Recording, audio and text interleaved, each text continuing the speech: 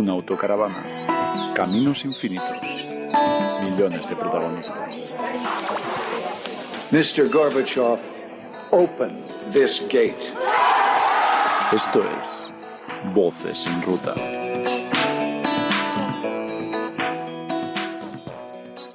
Y arrancamos este nuevo programa con un contenido totalmente distinto a lo que hacíamos hasta ahora. Entrevistamos a Max, un guía, un traductor, un historiador, una persona que hace muchísimas cosas y que además tiene conexiones con el país ucraniano más profundas de lo que pensáis.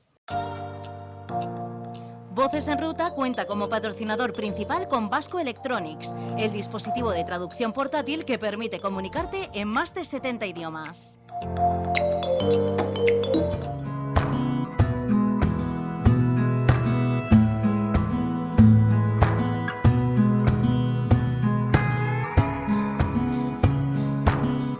Hoy os invitamos a compartir un almuerzo. En Cracovia tuvimos la suerte de conocer a Max Turchin. Igual su voz os suena. Nos acompañó en el anterior episodio de Voces en Ruta para conocer de cerca Cracovia. Sí, y en esta ocasión queremos que lo conozcáis a él y a su historia. Una historia que se repite en el testimonio de miles de ucranianos que un 24 de febrero vieron cómo su vida, tal y como la conocían hasta el momento, nunca más volvería a ser igual. Me llamo Max o Maxim Turchin. Soy originalmente de la zona de Kiev, en el sur de la ciudad. Los últimos años trabajo como guía en Cracovia, en Polonia, pero soy traductor por educación. Es lo que estudiaba inglés y español en la Universidad de Kiev. Después de dar una vuelta con Max por el casco antiguo de Cracovia, nos vamos a comer juntos. Nos recomienda el lugar y también qué comer. Un par de platos, tomamos asiento, pedimos unos pierogi y cuando nos sentamos en la mesa, comparte su experiencia durante los últimos meses. Unos últimos meses marcados por el estallido de la guerra en su país de origen. Vine aquí por casualidad, tenía una novia aquí y en 2015 viajaba por Europa y buscaba un sitio para vivir porque quería practicar idiomas, quería también aprender nuevos idiomas y quería vivir en un sitio un poco más internacional que Kiev. Y como tenía una novia aquí, de Ucrania por cierto, me mudé a Polonia y me quedé aquí para un par de años, pero hasta hoy en día sigo aquí. El amor lo llevó a Polonia, pero al final nos reconoce que los lazos históricos de este país con Ucrania también fueron un punto a favor. Por lo que se refiere a mi experiencia en Polonia, es un país muy bonito, muy interesante, con la cultura, historia muy complicada pero interesante para mí. Además tenemos 400 años de historia común con Polonia en Ucrania. También historia muy difícil, de relaciones históricas muy duras. Por eso me sorprendió y me impactó positivamente mucho cómo Polonia, sobre todo la gente, reaccionó a la guerra y ayudó a la gente de Ucrania en los primeros meses y hasta hoy en día están ayudando. El almuerzo avanza y hablamos sobre el conflicto en su país. ¿Qué pasa el 24 de febrero de 2022? Bueno, mi experiencia de 24 de febrero 2022 es a las 5 de la madrugada tengo una llamada por vídeo, por WhatsApp, de mi hermano. Y yo, sin responder, sin contestar, ya sabía qué estaba pasando, porque nadie me llama a las 5 de la madrugada por WhatsApp. Entonces yo contesto, yo veo a mi hermano completamente pálido, pero con sonrisa artificial en cara. Mi madre también completamente asustada. Y los dos me dicen, no te preocupes, porque vas a leer las noticias. Yo ya tengo notificaciones de las noticias mundiales que Putin acabó de lanzar, invadir Ucrania, y mi hermano me dice, no te preocupes, nos están bombardeando, pero todo va a salir bien. Nos están bombardeando, pero todo va a salir bien. Escuchábamos cómo Max contaba lo que le decía a su familia. Evidentemente, él ya permaneció las siguientes horas atento a toda la información que podía llegar desde su país. Un par de horas más tarde, yo acabo de ver el discurso de Putin, quien dijo que había lanzado una operación especial de la denazificación y demilitarización de Ucrania. Y bueno, yo como una persona que lleva ya 16 años leyendo, analizando, hablando, trabajando con historia, bueno, para mí esto era muy claro. El año 39 vuelve, porque en el año 39 Moscú dijo que no invadió Polonia, sino lanzó una campaña militar de liberación de los ucranianos y bielorrusos para proteger ellos de los polacos. Más tarde dijeron que de los fascistas alemanes. Entonces ahora, 75 años más tarde, a las 5 de la madrugada, sin declarar la guerra, sin llamarlo la guerra, Moscú dice que está liberando a alguien en Donbass, bombardeando a esta gente, matando más tarde miles de rusófonos, sobre todo en Ucrania, y así dice que está protegiendo a la gente de los nazis de Kiev, de los mismos nazis en Kiev quienes tienen el presidente judío. Muy bien, es mi perspectiva. Escuchábamos a Max cómo hacía paralelismos con lo que sucedía en el 39 en Polonia. Y es que al final no podemos perder de vista que el país acabó viviendo una doble invasión, la de los nazis y posteriormente la de la Unión Soviética.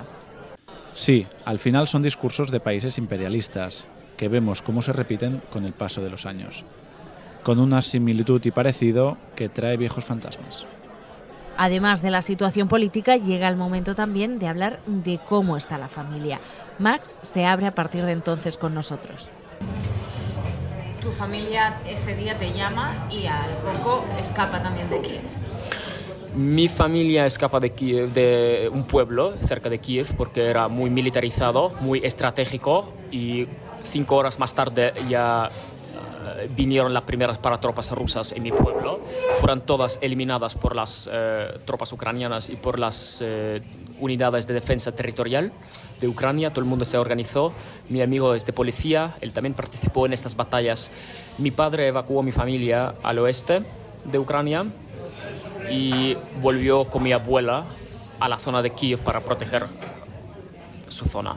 Y un par de días más tarde él ya estaba luchando o participando en la batalla por Kiev, y evacuó mucha gente de su pueblo donde él había nacido. Es Irpin, cerca de Bucha, en el norte de Kiev. Es donde fue mandado él en los primeros días. Nos contaba cómo la abuela precisamente no quería escapar y era mayor para salir huyendo de su casa. Y quisimos saber un poco más sobre su padre, después de contarnos precisamente que había estado en el pueblo donde había nacido, ayudando a desalojar a sus vecinos. Max nos decía esto. Él lleva 6 meses allí. Él lleva 6 meses en Kiev, en la Guardia Nacional, y más cosas no puedo decir sobre él. ¿Cómo es el día a día ahora en Kiev? Cuando hablas con amigos, familiares que están por allí, ¿qué te dicen? ¿Qué te cuentan? Bueno, yo estoy comparando esta situación con lo que teníamos hace 6 meses cuando llamaba a mi abuela y ella trabajaba en su jardín de vegetales, y yo decía, ¿cómo puedes trabajar cuando están bombardeando? Y dice, me da igual esas misiles rusas, yo necesito mis tomates o mis patatas. Entonces, yo sé que esto suena raro, pero es también un mecanismo de sobrevivir, de echar estas cosas de tu mentalidad. Ahora cuando lo llamo, ella me cuenta más que antes, mi abuela. Mis amigos también dicen que es muy duro, muy difícil, muy trágico, pero todo el mundo cree en la victoria. Y para todo el mundo es la prioridad número 1. No solo sobrevivir, sino ganar. Ucrania perdió demasiada gente para simplemente no perder. Ahora tiene que ganar. Max está convencido. Se ha perdido demasiado como para que todo esto quede en nada. Sorprende también cómo el ser humano acaba aprendiendo a vivir con el horror. Ya lo escuchábamos, contaba cómo su abuela tira para adelante y lo que le preocupa a día de hoy es que salgan sus tomates, sus patatas, poder tener algo que llevar a la mesa para seguir adelante, mientras la demencia de los líderes mundiales que asesinan a la población civil no tiene freno. Yo no puedo entender una cosa de esta guerra. ¿Cómo puede ser que un Estado tan fuerte, tan grande, que tiene agentes infiltrados en todos los países del mundo, no comprende el país vecino y su mentalidad? No entiende que le odia a todo el mundo. No entiende que no puede tomar el territorio que no quiere ser tomado. Es que tú puedes ocupar algunas ciudades, pero tú no puedes ocupar tan fácil la mentalidad de la gente o la mente de la gente. Y es lo que ni Putin ni Rusia no pueden conseguir, es ocupar la gente por dentro. Podrán morir las personas, pero jamás podrán morir los ideales, decía el famoso revolucionario Che Guevara. Y sí, es así. Podrán invadir ciudades, asesinar a la población, pero la gente seguirá firme en sus ideales. Pues sí, lo vemos cada día también en el campo de batalla en Ucrania. La conversación con Max avanza y vuelve a hablarnos de su familia. Su madre y su hermano cruzaron la frontera con Polonia y se refugiaron en Suiza, donde tenían más familia. Son muchos los que ya han decidido volver a su país, pese a que siguen los bombardeos. Pero otros, como la familia de Max, siguen en el exilio. Max nos contaba cómo los más jóvenes también quieren volver y transformar su país. Lo tienen los ucranianos. Es una obsesión para la mayoría de los chicos como mi hermano, 15, 16 años. Mi madre tenía que tomar el pasaporte de mi hermano porque él quería escapar de Suiza. Le da igual Suiza, dinero, oportunidad. Él quiere volver a su país, a su casa y participar en lo que participó antes, en cambio, transformación de Ucrania. Y es la generación que tiene futuro y presente. Y por eso sus padres, sus abuelos están luchando. ¿Sabes si están volviendo cada vez más ucranianos en estos últimos meses? Bueno, antes de todo, esto escapó un poco de la conciencia del mundo, pero en los primeros meses, yo me recuerdo, estas colas en la frontera para volver a Ucrania. Más de 500.000 personas volvieron a Ucrania en los primeros 2 meses. Entonces, para luchar. Claro que escaparon muchas mujeres, muchos hijos, muchos niños, pero ahora creo que es muy dinámica la situación y yo no sé decir si vuelve más que va, porque las fronteras están abiertas, afortunadamente, y mucha gente se va, pero muchísima gente vuelve. Yo no sé, no tengo las cifras.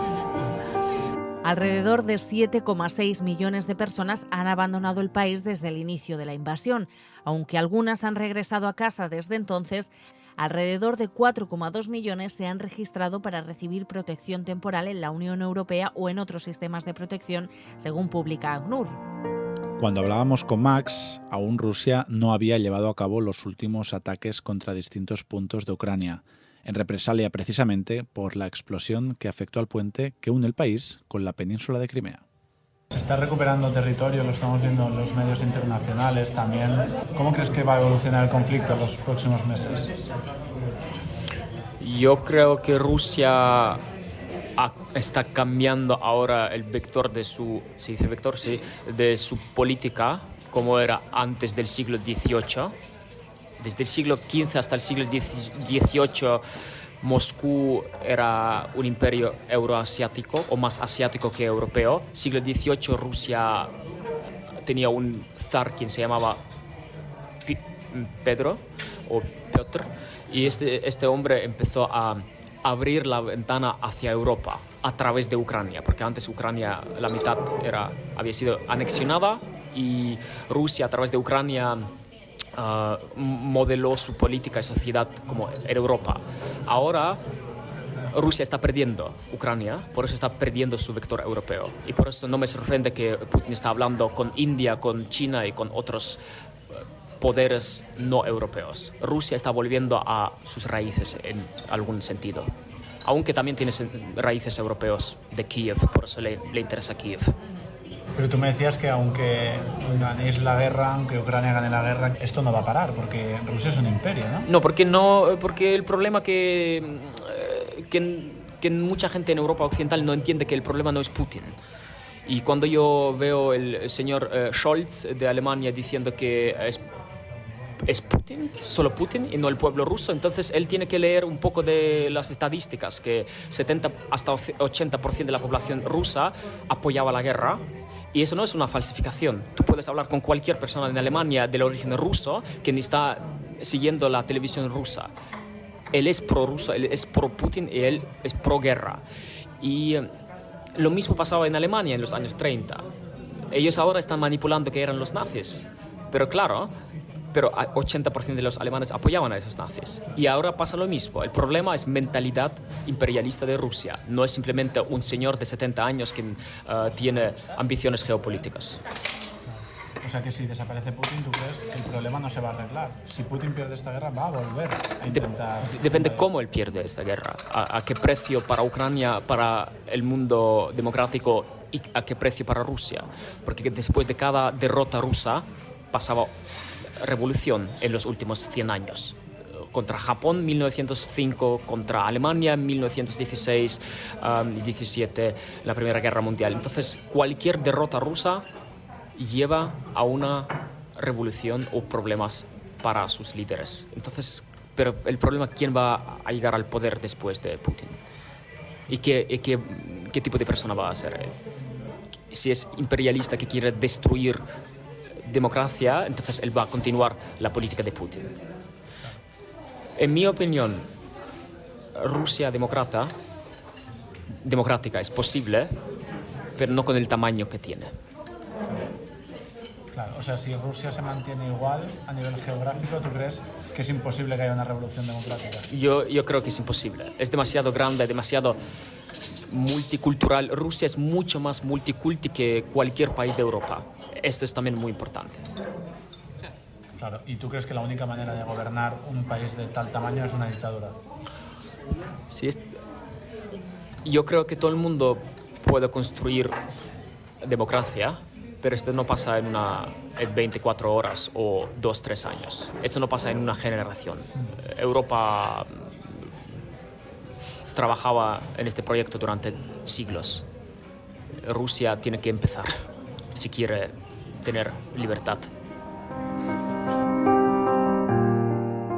Y así acababa nuestra charla con Max, hablando de cómo la libertad podía llegar también a Rusia. De Max nos despedimos después de esa comida, pero tenemos que decir que seguimos manteniendo contacto con él y que esperamos volver a verlo pronto, en cualquier otra ciudad o en Cracovia de nuevo. Además, él nos decía que visitaba mucho España de vez en cuando. Quién sabe, quizás, que nos lo volvamos a encontrar en Barcelona. Pues sí, ojalá que así sea. Grabamos esta entrevista cuando se cumplían más de 200 días de guerra. Emitimos este podcast cuando se cumplen exactamente 246 días. Y quizás tú estés escuchándolo cuando se cumplan aún todavía más días y las bombas, desgraciadamente, no habrán dejado de caer. Hasta el 18 de octubre, la Oficina del Alto Comisionado para los Derechos Humanos había registrado 15.956 víctimas civiles, 6.322 han fallecido y 9.634 eran heridos desde ese fatídico 24 de febrero. Seguramente, cuando estés escuchando esto, todas estas cifras, desgraciadamente, sean aún mayores.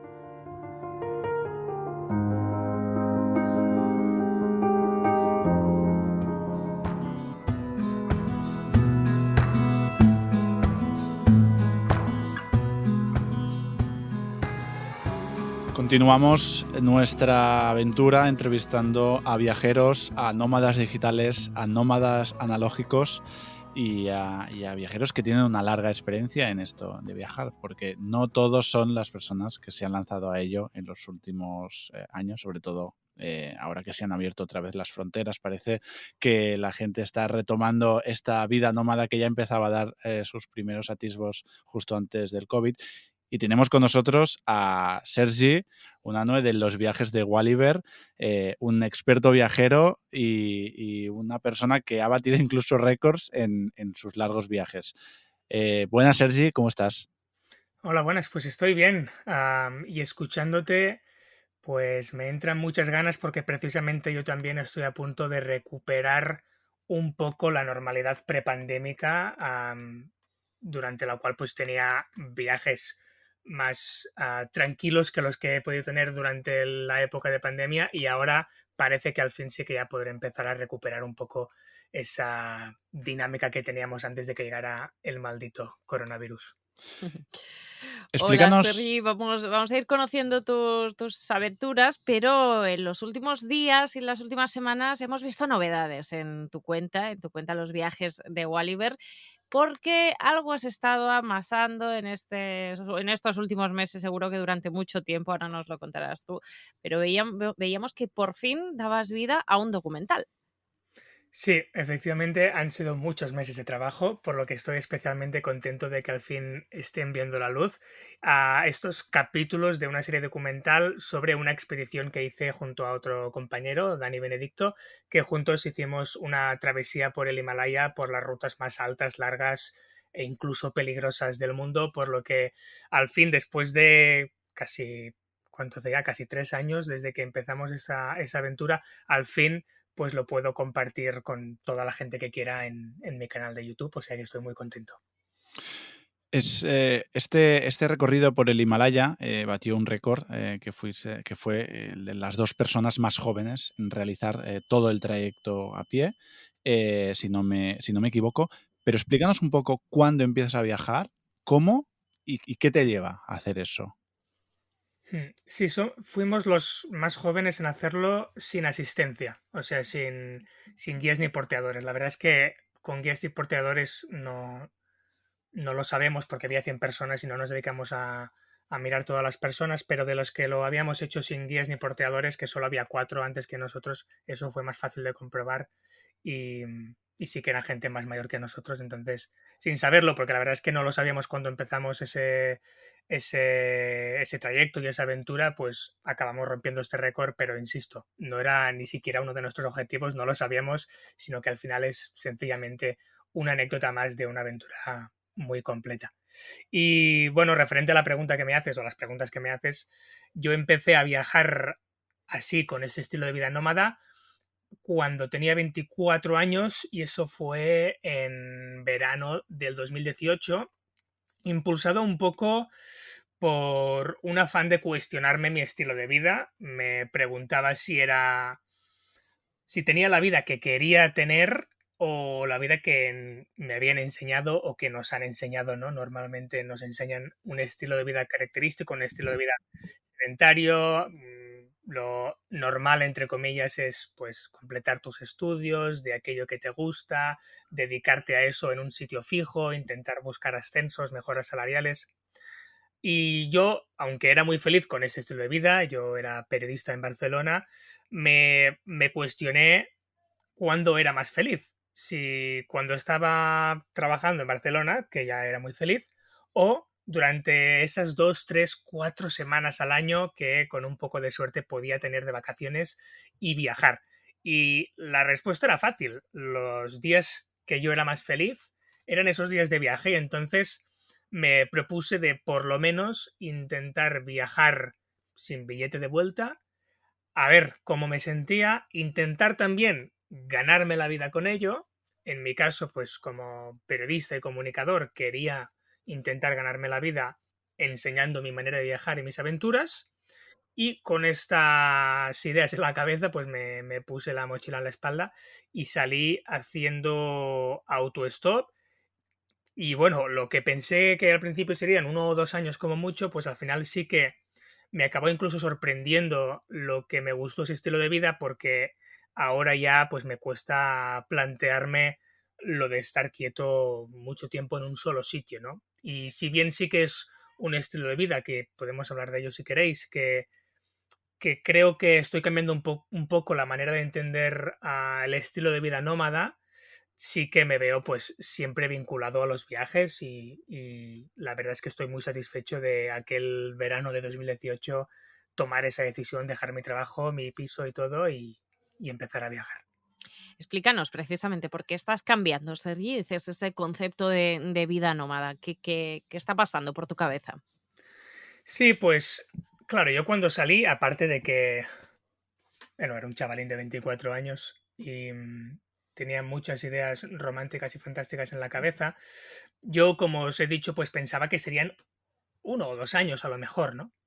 Dependiendo de cuánto duraran los ahorros o cuánto me cansara. Y entonces para mí no era ni tan siquiera una opción el plantearme volver a casa, volver a Barcelona, volver a ver a mi familia, etcétera, etcétera, porque pensaba que ya tendría tiempo para ello. Pero bueno, si una cosa buena tuvo la pandemia, no fue que me obligó a volver, pero sí que una parte positiva de tener que volver fue el darme cuenta de lo importante que es para mí, yo creo que para todo el mundo, pues estar rodeado de las personas que te quieren y a las que quieres. Y por eso ahora me lo planteo un poco distinto, ¿no? Sí que quiero seguir teniendo una vida nómada, quiero seguir viajando, quiero seguir explicando y enseñando mis viajes por redes sociales o por medios de comunicación, pero también quiero tener momentos para volver, para estar con las personas a las que quiero y para así yo pues satisfacer también esta parte que es muy importante. Yo creo que para todos somos animales sociales y tenemos que también pues sentirnos queridos y querer, que puede sonar muy Mr. Wonderful, muy romántico, pero bueno, es lo que mi experiencia me ha demostrado que sí que también necesito esta parte en mi vida y que todo es posible de combinarlo y se tiene que encontrar la fórmula y es lo que ahora voy a intentar hacer. Sin duda, sí, es lo verdaderamente importante de salir y el verdadero valor de poder salir es el volver, el tener un sitio donde volver. De hecho, nosotros hemos entrevistado a varios viajeros y muchos coinciden, ¿no?, en este mismo punto, ¿no? Que les gusta viajar, que les encanta la vida nómada, pero que quizás no les gusta el hecho de vivir permanentemente viajando, sino que les gusta mucho la vida viajera, es decir, les gusta este tipo de vida nómada, pero siempre teniendo un lugar al que volver y siempre teniendo un lugar de referencia al que cada cierto tiempo vuelves y te Ujú. reencuentras con una parte muy importante de ti, ¿no? Sí, sí, me imagino que nos pasará a todos cuando... Bueno, yo he necesitado de la experiencia, porque si me tuviera que basar en, en mi corazón o mi cabeza, yo soy muy romántico, entonces yo pensaría que no, que tengo que estar viajando todo el tiempo. Bueno, por lo menos antes pensaba así, ¿no? Pero bueno, como necesito de la experiencia, de que me pasen las cosas para yo aprender e interiorizar conceptos, pues he necesitado de la experiencia, en este caso, de casi 2 años de viaje sin volver a casa y después de una pandemia que me ha obligado a volver para entender estas ideas. Yo creo que me imagino que a todos más o menos nos pasará que cuando llevamos un tiempo viajando, pues te das cuenta de estas cosas. Sí, sin Porque duda. este cambio, perdona, ¿quieres decir que se basa en que ahora en lugar de estar, me lo invento, 2 años seguidos o 3 viajando, acortar un poco estos periodos y volver intermitentemente a casa, ¿no? Sí, así es, tener como un campo base, por así decirlo, e ir alternando, ¿no? Periodos de viaje, de crear contenido, con periodos de edición en lo que podríamos llamar casa, en el campo base, que serían periodos pues de tanto editar el material generado durante los viajes como también de cubrir esta parte de relaciones sociales. Ujú, porque explícanos, Sergi, ese modo que tú tienes de hacer periodismo. Es decir, tú sales en tus viajes y durante ese periodo de camino vas produciendo material o lo produces luego al volver a ese campo base, como nos decías. Bueno, está continuamente cambiante. Yo cuando empecé a viajar, sí que lo grabé todo, pero aún no empecé a publicar en YouTube. Contaba un poco mis viajes por Instagram y sobre todo mi manera de sustentarme económicamente era haciendo trabajos como periodista para medios de comunicación. Entonces, por ejemplo, el primer verano pues estuve colaborando con una radio y después con un periódico catalán y con esto pues me ganaba la vida y de hecho los ahorros con los que salí quedaron intocados, o sea, quedaron totalmente intactos. Y, y fue, de hecho, justo antes de que llegara la pandemia, que pongamos que durante un periodo de 1 año y medio de viaje había creado solo 7 vídeos en YouTube. Era extremadamente irregular, me costaba encontrar el tiempo para editar los vídeos porque además los edito de una manera que requieren de muchísimas horas de trabajo. Pero de repente un vídeo, que fue el del tren transiberiano, se volvió viral. No sé qué es lo que pasó, pero al cabo de 6 o 7 meses de estar publicado se volvió viral, alcanzó más de 100.000 visualizaciones y yo alcancé los 1.000 seguidores y dije, vale, pues esta es mi oportunidad, ¿no?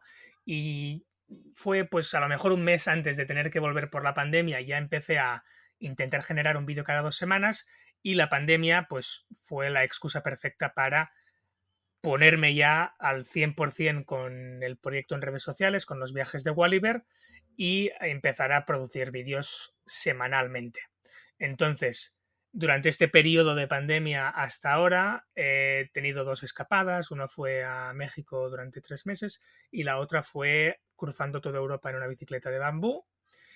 Y durante estos 2 aventuras, por así decirlo, sí que intenté el producir contenido mientras estaba viajando, excepto al final de la aventura con la bicicleta de bambú, porque era muy exigente, tenía muy pocas horas de sol y era casi imposible encontrar momentos para editar vídeos, y entonces lo pospuse hasta el volver de la expedición, lo de crear este contenido. Y entonces ahora me lo planteo de una manera distinta, que es crear contenido y después encontrar tiempo, seguramente en el campo base, para editar este contenido y hacer este trabajo de ordenador. Expediciones no menores, lo dices así como si nada, recorrer Europa en una bicicleta de bambú, oye. Sí. Explica un poco qué es eso, porque creo que aquí sí que eres la primera persona que lo ha hecho, al menos en una bicicleta de bambú, ¿no? Desde la punta más sur de la península ibérica, desde Tarifa, si no me equivoco, hasta Cap Norte, hasta Cabo Norte. Sí, fue una expedición bastante bonita. Era mi primera vez viajando en bicicleta, lo cual ya de por sí es un reto, sin conocimientos ni siquiera básicos de mecánica que tuve que ir aprendiendo a lo largo del recorrido.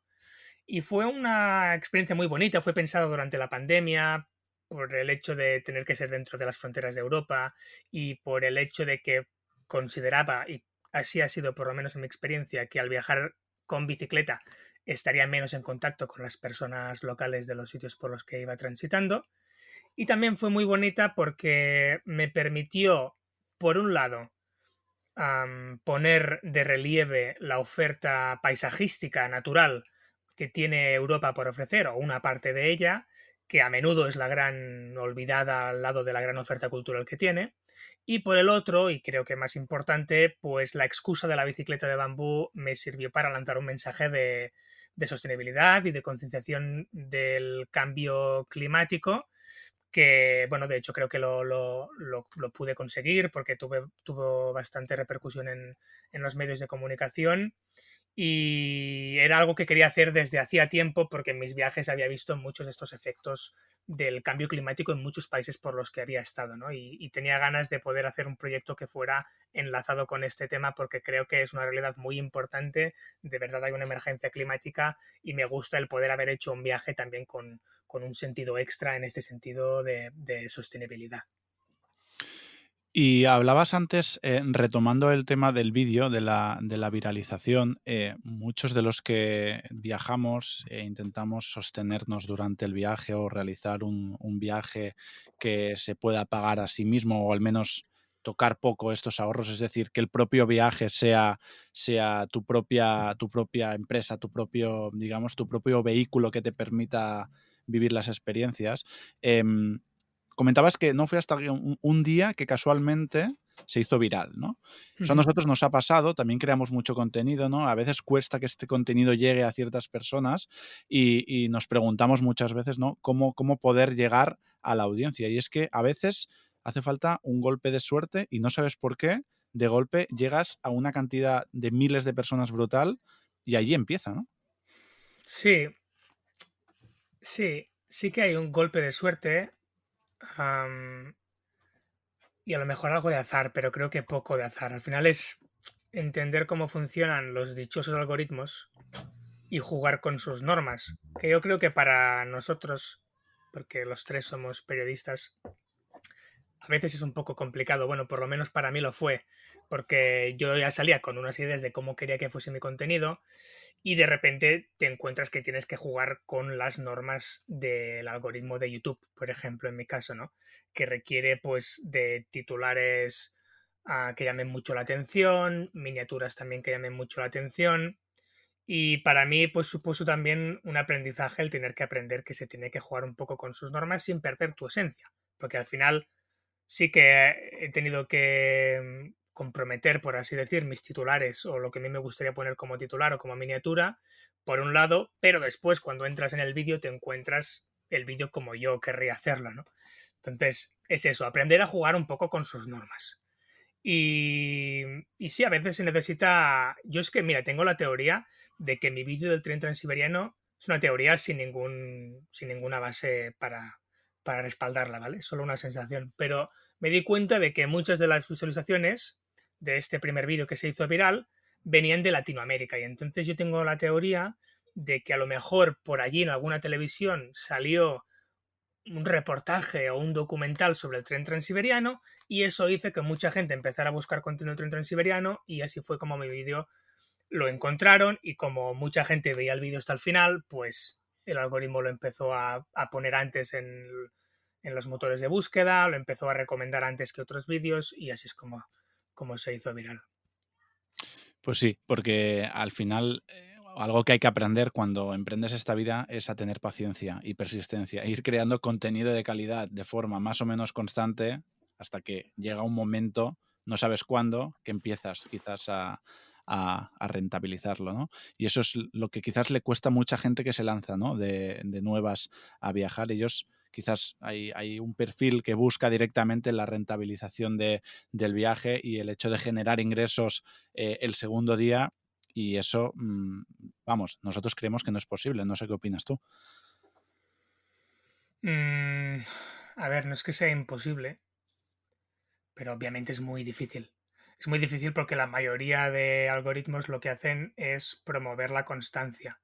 Entonces es bastante difícil que ya de inicio te vayan bien las cosas. Sí que ahora hay redes sociales como TikTok que su capacidad de viralización es increíble y de hecho lo pude comprobar porque hice algunas pruebas por allí y allí también es lo mismo, entender un poco las normas del juego y tiene una capacidad de viralización increíble para cualquier persona, incluso sin tener seguidores.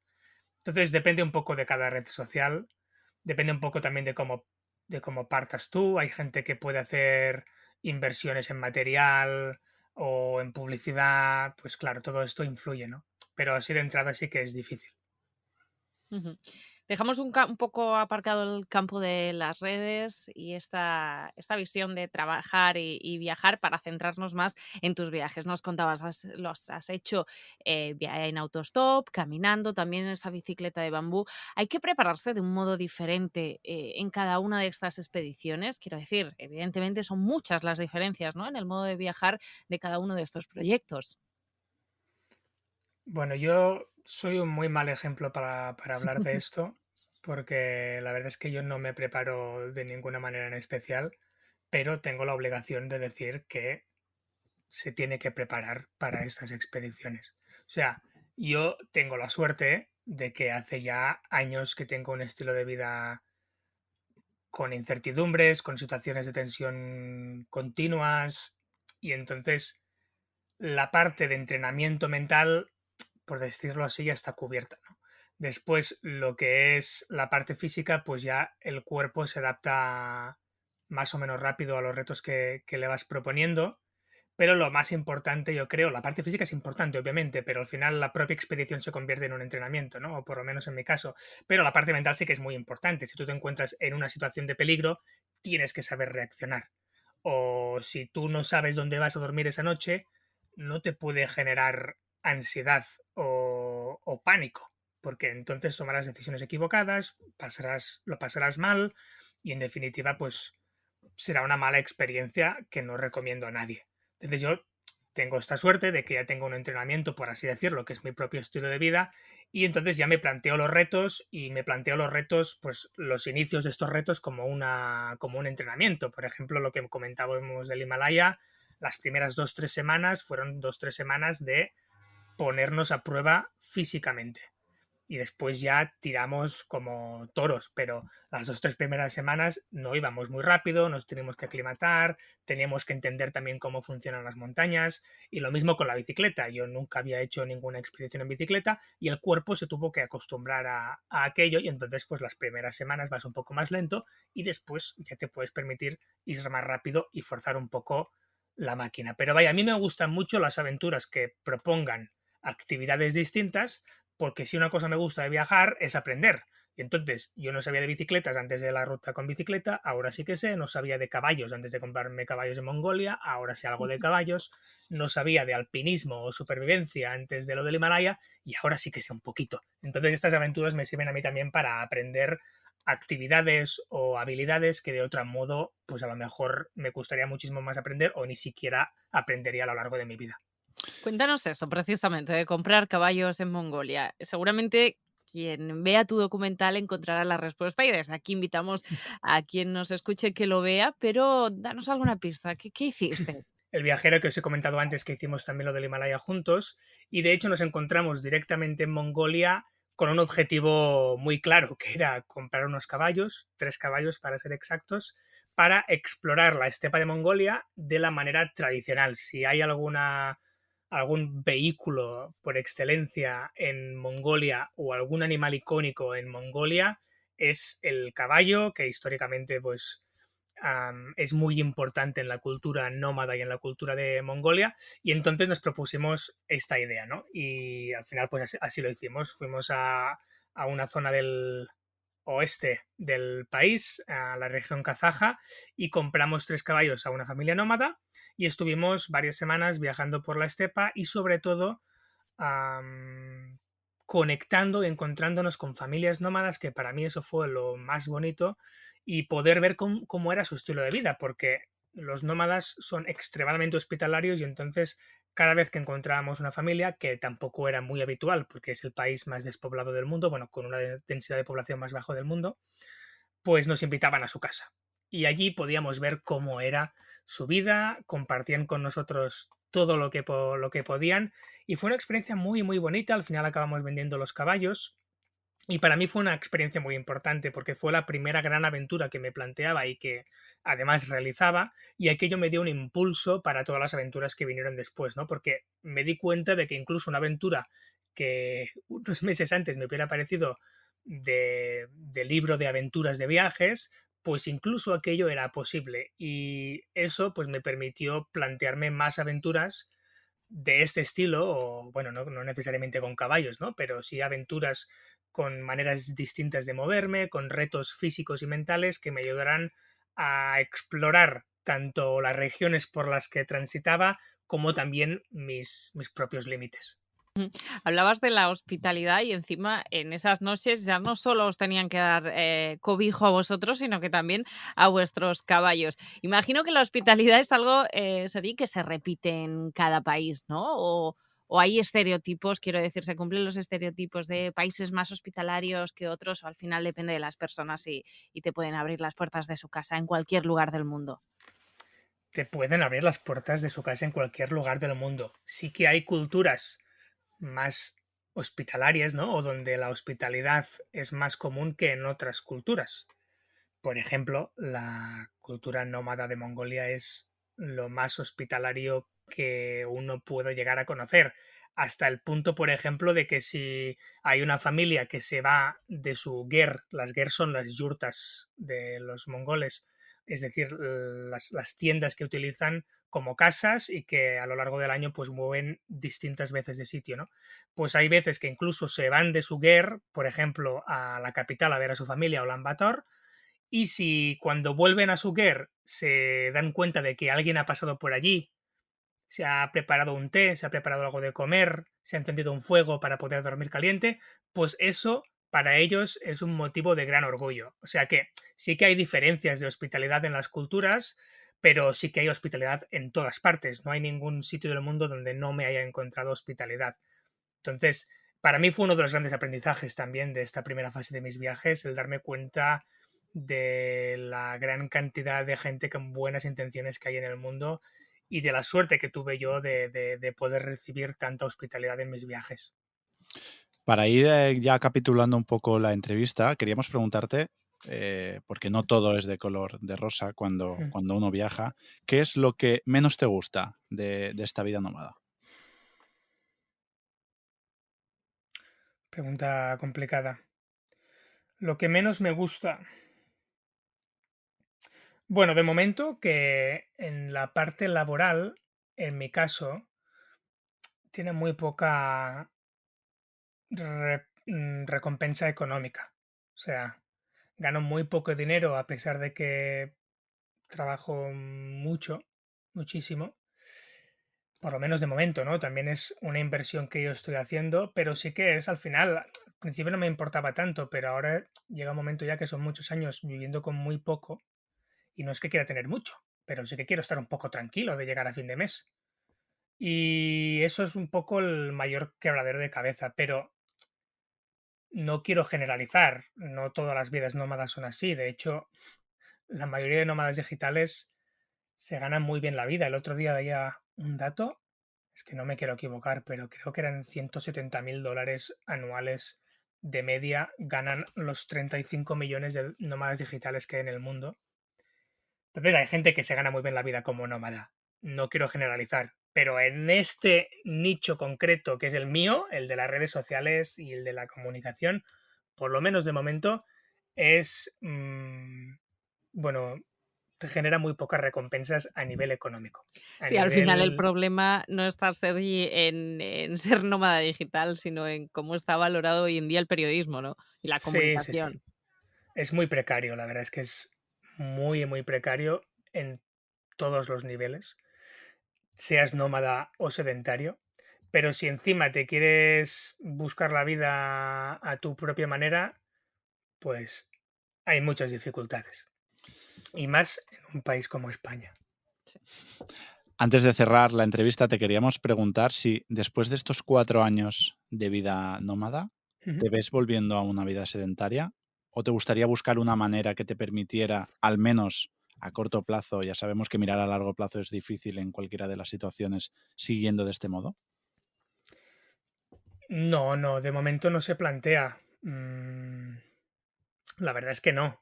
Me planteo más pues un modelo híbrido como el que os comentaba al inicio, ¿no? Combinar mis periodos nómadas con los periodos de estar en el campo base. Pero no me veo desligándome de los viajes para nada. Aprendo muchísimo de ellos, de culturas, de habilidades, como os he comentado, del mundo y de mí mismo. Y eso es algo que no quiero perder. Viajes de Walliver. Que así sea y que sigan los viajes de Walliver. Perdón, Cristina, que te había muteado sin querer. Y nada, estamos encantados de que hayas estado con nosotros este corto rato y nada, que larga vida a este nomadismo. Y que decir a nuestros oyentes también que pongan un ojo a ese documental porque van a encontrar una aventura apasionante sin lugar a duda y te van a conocer un poquito más también. Pues muchas gracias a vosotros por invitarme. Como siempre, es un placer poder hablar de viajes.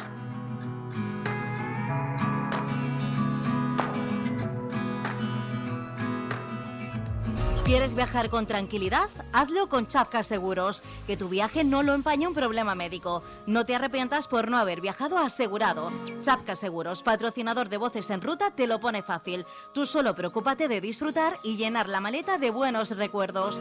Chapka Seguros se preocupa de tu salud. Y cerramos el programa con 2 entrevistas a 2 personas muy especiales para nosotros, pero recordaros que podéis viajar a otros países magníficos, ciudades como Poznan, Cracovia y Varsovia en Polonia.